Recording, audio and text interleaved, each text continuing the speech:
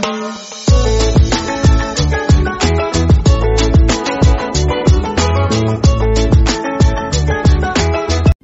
The lord. ప్రభు అయిన యేసుక్రీస్తు వారు ఈరోజు మనకు అందిస్తున్నటువంటి వాగ్దానం అపోస్తుల కార్యములు 2వ అధ్యాయం 42వ వచనం. రొట్టె విరుచుట ఎందును ఎడతెగక యుండుడి. విశ్వాసుల సహవాసం. వాళ్ళు అపోస్తుల బోధన వింటూ సహవాసములోను రొట్టె విరుచుటలోను పాలిభాగస్తులై ప్రార్థన చేయుటలో నిమగ్నులై ఉండేవాళ్ళు. దేవుడు అపోస్తుల ద్వారా ఎన్నో అద్భుతాలు చేశాడు, చిహ్నాలు చూపాడు. ప్రతి ఒక్కరిలో దైవభీతి కలిగింది.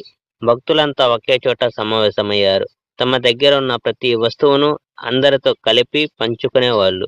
తమ ఆస్తిని, వస్తువుల్ని అమ్మి అవసరమున్న వాళ్లకు ఇచ్చేవాళ్ళు. ప్రతిరోజు మందిర ఆవరణంలో ఒకే ఉద్దేశంతో సమావేశమయ్యేవాళ్ళు. ఇళ్లలో సమావేశమై ఆహారాన్ని పంచుకునేవాళ్ళు. మంచి మనస్సుతో అమితానందంగా భుజించేవాళ్ళు. దేవుని స్తుతించేవాళ్ళు. ప్రజలందరూ వాళ్ళను ఇష్టపడేవాళ్ళు.